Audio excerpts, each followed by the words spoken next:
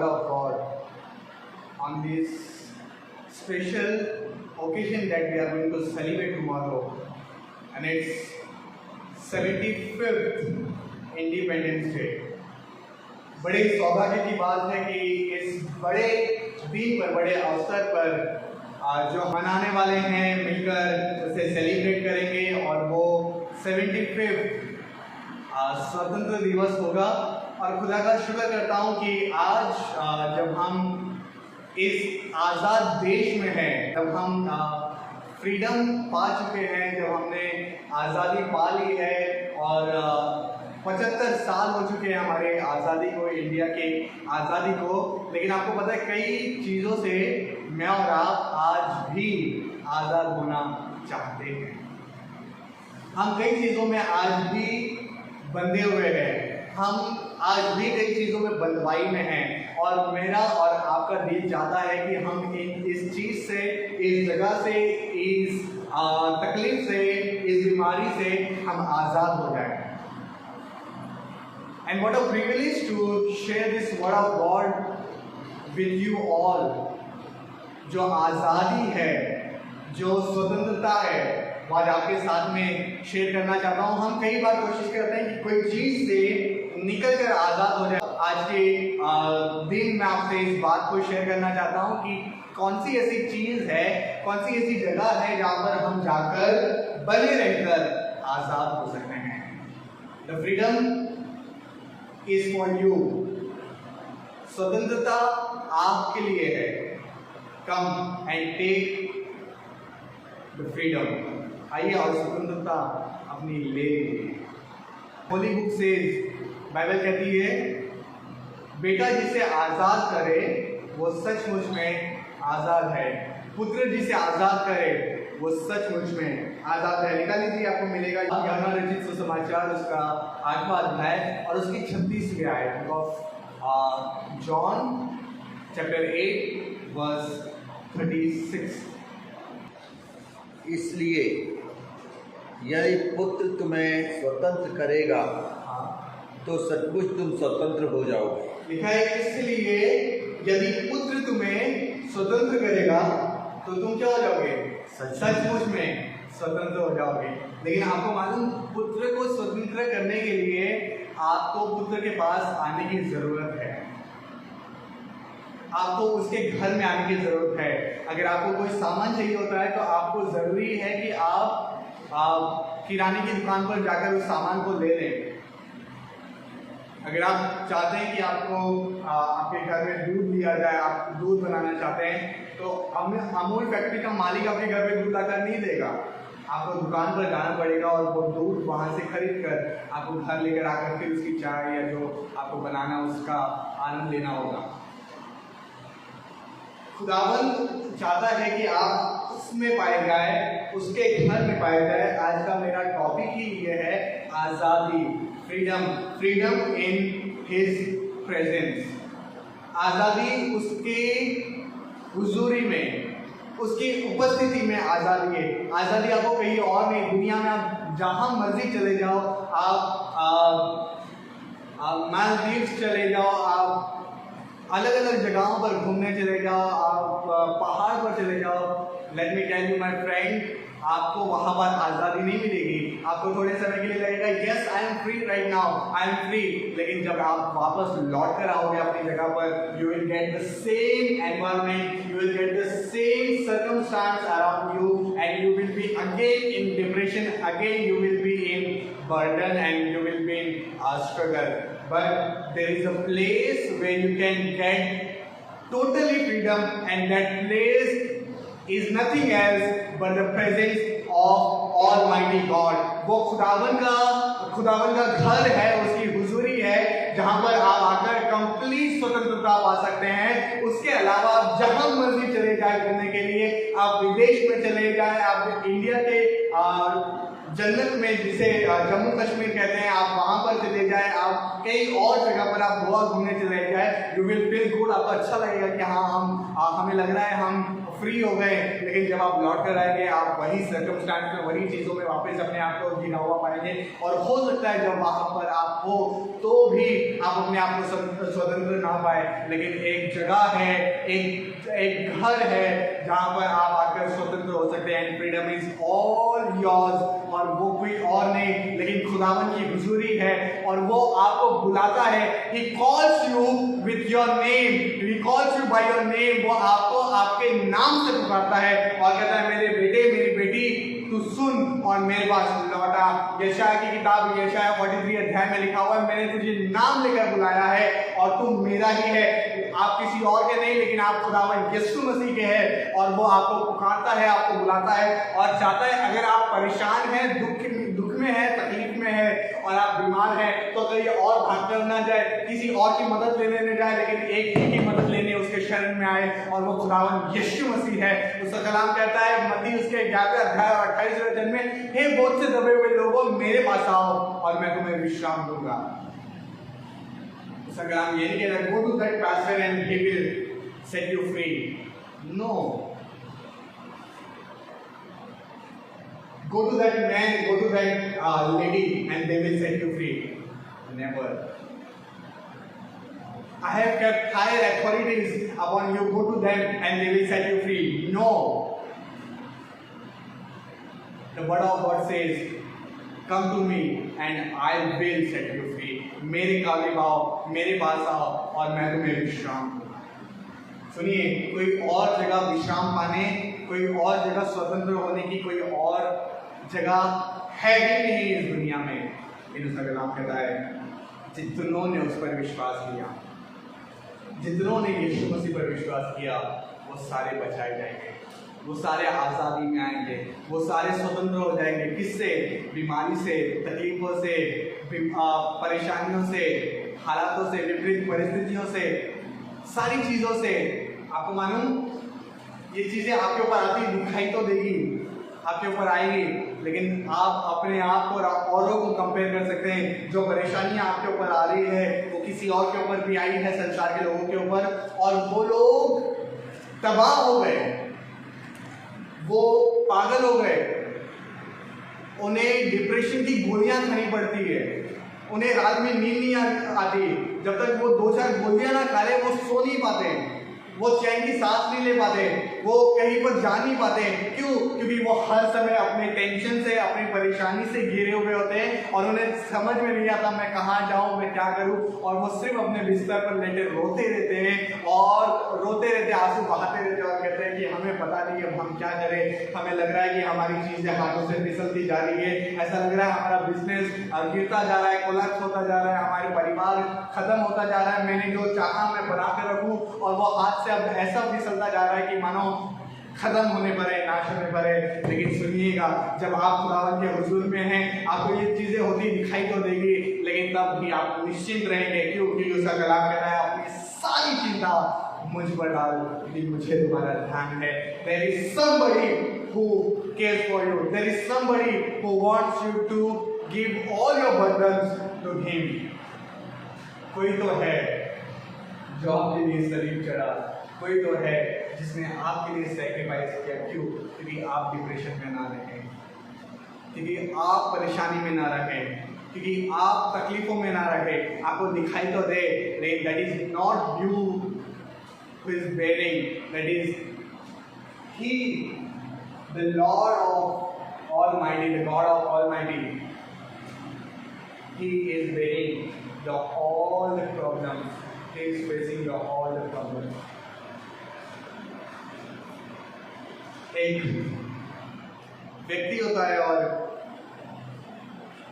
जब वो मसीह में नहीं है, वो चलता रहता है, अपने रास्ते पर चल रहा है और बड़ी परेशानियां, तकलीफें उसके ऊपर आ रही है। बहुत अच्छी लगती है मुझे ये स्टोरी और मैंने कहीं देखी थी। वो चलता जाता है, परेशानी आ रही है, लोग उसके ऊपर पथराव कर रहे हैं, उसके ऊपर पत्थर मार रहे हैं, उसे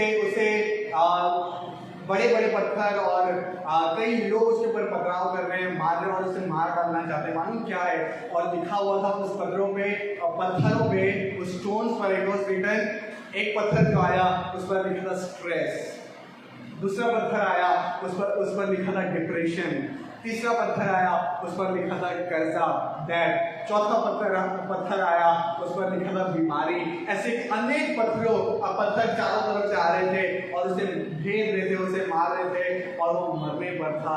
और एक कलाम उसके पास आता है, हे मौत से दबे हुए लोगों मेरे पास आओ और मैं तुम्हें विश्राम दूंगा। खुदा का कलाम उसके पास आया और जैसे ही उसने ये जान लिया कि मेरी आज़ादी यीशु मसीह में है, मेरी आज़ादी उस खुदावन में है, मेरी आज़ादी, मेरी स्वतंत्रता सिर्फ उसी की हुजूरी में है, उसने खुदावन की शरण ली। और सुनिए, बड़े कमाल की बात है, पथराव तब भी हो रहे थे, डिप्रेशन का पत्थर तब भी उस पर मारा जा रहा था, स्ट्रेस का पत्थर तब भी उस पर मारा जा रहा था, कर्जे का पत्थर तब भी उस पर फेंका जा रहा था, लेकिन वो उस तक पहुंच नहीं रहा था। क्यों? क्योंकि your and my the great almighty God was saving him and protecting him. उसने, यीशु मसीह ने उसके आगे खड़े होकर उसे प्रोटेक्ट कर रहा था और वो सारे पत्थर को, वो सारे चीजों को वो अपने ऊपर सह रहा था।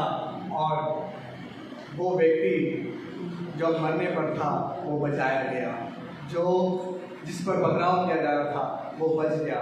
क्यों? कि कोई तो है जो उसकी चिंता कर रहा है, कोई तो है जो उसको प्रोटेक्ट कर रहा है, कोई तो है जो उसको आजाद कर रहा है। He is the one who protects you. He is the one who cares for you. He is the one who loves you, and he loves you infinite.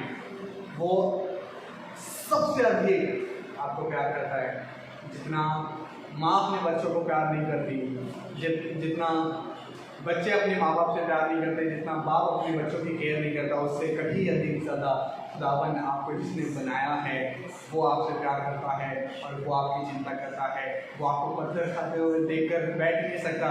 लिखा है कि वो जब आप पर परेशानियां आ रही थी, उससे रहा नहीं गया, परमेश्वर से रहा नहीं गया और उसने अपने एक लौते पुत्र को दे दिया ताकि आप आज़ाद हो जाओ। हमें पता है कि हमारे देश को आज़ाद करने के लिए बहुत सारे फ्रीडम फाइटर्स ने लड़ाइयाँ लड़ी और तब जाकर हमारे देश को आज़ादी मिली। कईयों का लहू बहाया गया, भगत सिंह और कई फ्रीडम फाइटर्स ने अपनी जान दे दी, उनका लहू बहा और हमारे देश को तब आज़ादी मिली। सुनिए, I am very grateful to be born and to be in this country जिसमें इतने अद्भुत फ्रीडम फाइटर्स आए और उन्होंने अपनी जान देकर इस देश को आज़ाद किया। लेकिन आपकी आत्मा के लिए, आपकी चीज़ों के लिए कोई एक फ्रीडम फाइटर ने जान दी है और वो यीशु मसीह है। उसने अपनी जान दी और कहा, तुम्हें मैं आज़ाद करूंगा। किससे? पापों से, किससे? परेशानियों से, तकलीफों से, दुखों से और सबसे अधिक तुम्हारी जान को हानि होने से, तुम्हारी आत्मा को नर्क में जाने से मैं बचाऊंगा। I will set you free and the word of God and the words of God, the Bible says, whom son will set free he will be free। पुत्र जिसे आज़ाद करे, उसका कलाम कहता है, पुत्र जिसे आज़ाद करे वो सचमुच में आज़ाद है। ये कलाम निकालेंगे तो आपको मिलेगा गैलेशियंस चैप्टर 5 वर्स 1, गलती उसका 5वां अध्याय और उसकी पहली आयत जी। मसीह ने स्वतंत्रता के लिए हमें स्वतंत्र किया है। हाँ, इसी में स्थिर रहो। हाँ, दासत्व के जुए में फिर न जुड़ो। लिखा है मसीह ने हमें स्वतंत्रता के लिए स्वतंत्र किया है। Now this responsibility falls on you. तो आप पर ये जिम्मेदारी है, आपकी ये जिम्मेदारी है। और कलाम कहता है मसीह ने हमें स्वतंत्र होने के लिए स्वतंत्र किया है। क्या लिखा है? स्वतंत्रता के लिए स्वतंत्र किया है। मसीह ने हमें स्वतंत्रता के लिए स्वतंत्र किया है और लिखा है उसके आगे कि तुम इसी में स्थिर रहो। इसी में स्थिर रहो। आगे, और दासत्व के जुए में फिर न जुड़ो। और दासत्व के जो में फिर ना जुड़ो। क्या है? यानी उलझाने वाली चीजें। बाइबल कहती है इब्रानियों उसका 12वां अध्याय पहले वचन में लिखा है, वो बड़ा बादल जो तुम्हारी गवाहों का है, वो गवाहों का ऐसा बड़ा बादल जो तुम्हारे सर पर मंडरा रहा है, अब उसे उतरने दो। Let the cloud of that big testimony descend upon you. वो गवाहों के बादल को अपने ऊपर उतरने दो। लेकिन इसके लिए क्या करना है? आगे लिखा हुआ है, इसीलिए हर रोकने वाली वस्तु और उलझाने वाले पाप से दूर होकर उस दौड़ में दौड़ो जिसमें तुम्हें दौड़ना चाहिए। कमाल है। मैं सोचता था कि हमारा पाप हमें रोकता है। मैं सोचता था हमारा पाप हमें खुदावन के हुजूर में जाने से रोकता है, हमारी गलतियां, हमारा झूठ बोलना, बाइबल पढ़ने से रोकती थी। नहीं, आपका पाप आपको उलझा देता है और आपकी चीजें आपको रोकती है। Today I can not come to church. Why? I have a guest in my house. Today I cannot come to the church. Why? Pastor, I want to attend one marriage ceremony. क्या हुआ? मैं church नहीं आ सकता। क्यों? मैं एक शादी में जाना चाह रहा हूँ। शादी में यीशु मसीह आपसे मिलने आ रहा है? नहीं, दूल्हे को देखना है, दुल्हन को देखना है। Very good, I am not against that कि आप उस शादी का अटेंड करने ना जाए, लेकिन मैं चाहता हूँ कि आप अपने खुदावंद को अपना पहला स्थान बनाएं। And the freedom and the God who sits on his throne, he is able to set you free. वो खुदावंद जो अपने सिंहासन पर विराजमान है, वो इस योग्य है कि वो आपको स्वतंत्र करे। उलझाने वाले पाप और रोकने वाली वस्तु है। Let me tell you quickly, let me tell you कि पाप उलझाते कैसे हैं। आप अगर झूठ बोलते हैं और आपके मन में घेरते हैं, नहीं यार मैं झूठ बोल रहा हूँ, मैं कैसे बाइबल पढ़ूँ, व्हाट यू विल थिंक? आप क्या सोचोगे? मैं झूठ बोलना पहले कंप्लीटली छोड़ दूँ और फिर तब जाकर मैं अपनी बाइबल को पकड़ूंगा और पढ़ूंगा। क्यों? क्योंकि मैं पहले पवित्र हो जाऊँ, अपने आप को क्लीन कर लूँ और उसके बाद मैं बाइबल पढ़ूंगा। लेट मी टेल यू कि आप वो कभी नहीं कर पाओगे, क्योंकि वो पाप वो आपको उलझाता जाएगा, उलझाता जाएगा।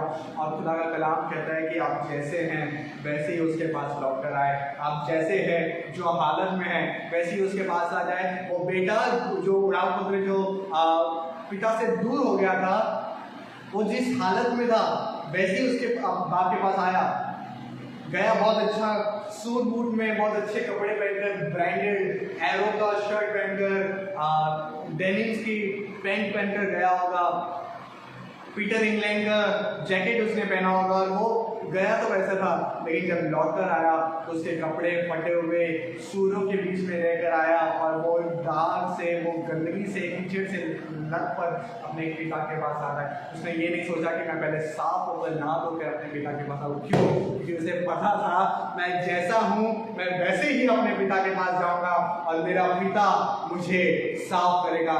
मेरे पिता में इतनी सामर्थ है कि वो मुझे धोकर साफ करे। उसमें इतनी सामर्थ है, जो मुझसे छीन लिया गया है, मेरे पास सब कुछ मेरे पास से चला गया है, वो मुझे लौटा दे।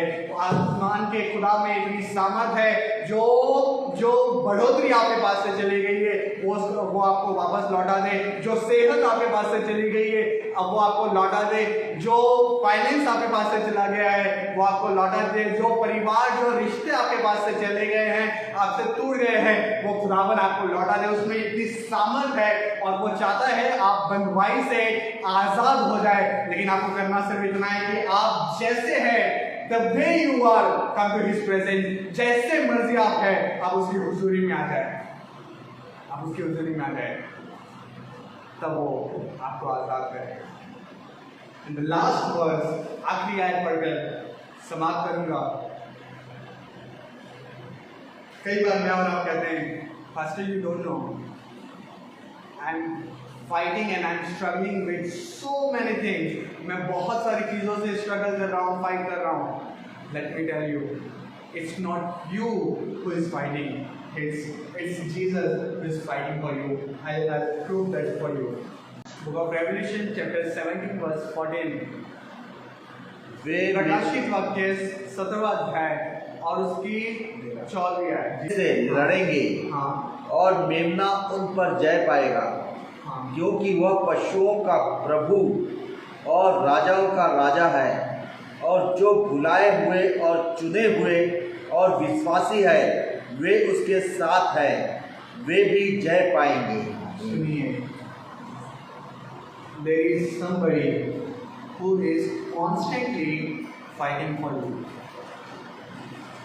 कोई तो है जो आपके लिए लगातार लड़ रहा है, कोई तो है जो आपके लिए लगातार युद्ध कर रहा है।